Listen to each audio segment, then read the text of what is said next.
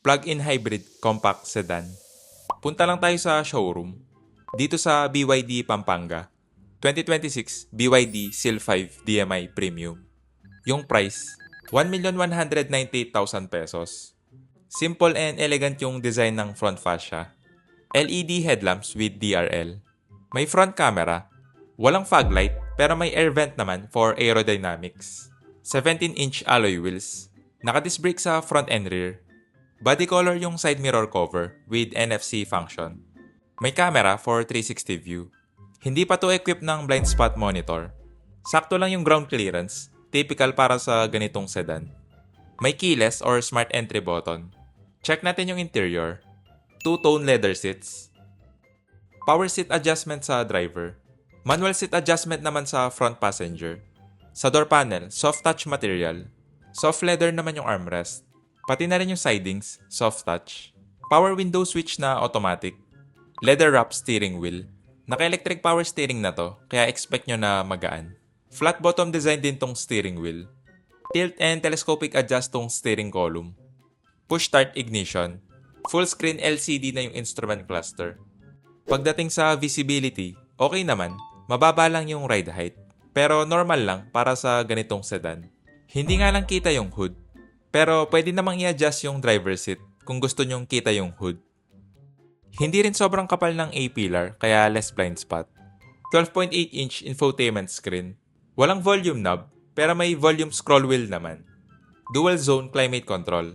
Yung advantage ng walang physical button, mas malinis tignan. May gesture control naman para mas madali yung pag-adjust ng temperature at fan speed. Pwede ring i-rotate yung screen, depende sa gusto nyong orientation. May wireless charging pad, 2 USB A port at 12-volt socket. Yung transmission, ECVT or single-speed automatic. Naka-electric parking brake with auto brake hold. Soft leather yung center armrest. Check natin yung storage. Maliit lang yung space, pero okay na rin yan kesa sa wala. Dampen yung glove box. May vanity mirror yung sun visor. Same sa front passenger. Iset ko lang yung driver seat sa driving position ko. Check natin yung back seat. For reference lang, 5'7" yung height ko. Two-tone leather seats. Sa door panel, soft touch. Soft leather naman yung armrest. Pati yung sidings, soft touch. Power window switch na automatic. Nakaset na to sa driving position ko. Yung legroom. Okay naman yung space. Hindi sobrang luwag, hindi rin masikip. Yung foot space, makakapag-stretch ka ng konti. Hindi flat yung floor, pero hindi naman sobrang taas ng hump. Bitin lang yung foot space sa middle seat, pero yung seating position, comfortable naman. Malambot din tong middle seat, compare sa iba na matigas na, mataas pa. May AC vent, 2 USB port. Okay naman yung seating position, hindi siya upright or 90 degrees. Yung headroom, nasa 3 to 4 inches pa. Equipped din to ng sunroof. Check natin yung cargo space. Simple lang yung design ng rear end na maganda naman tignan. LED taillight with light bar. May reverse camera, parking sensor. Ganito yung image quality ng 360 camera. Malinaw na rin. Check natin yung trunk space. Malaki na rin yung storage space para sa ganitong compact sedan.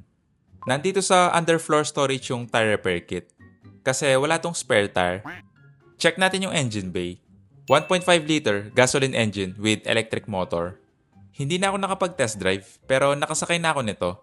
Ramdam mo agad yung lakas ng acceleration. Palike na lang and subscribe. Paalam.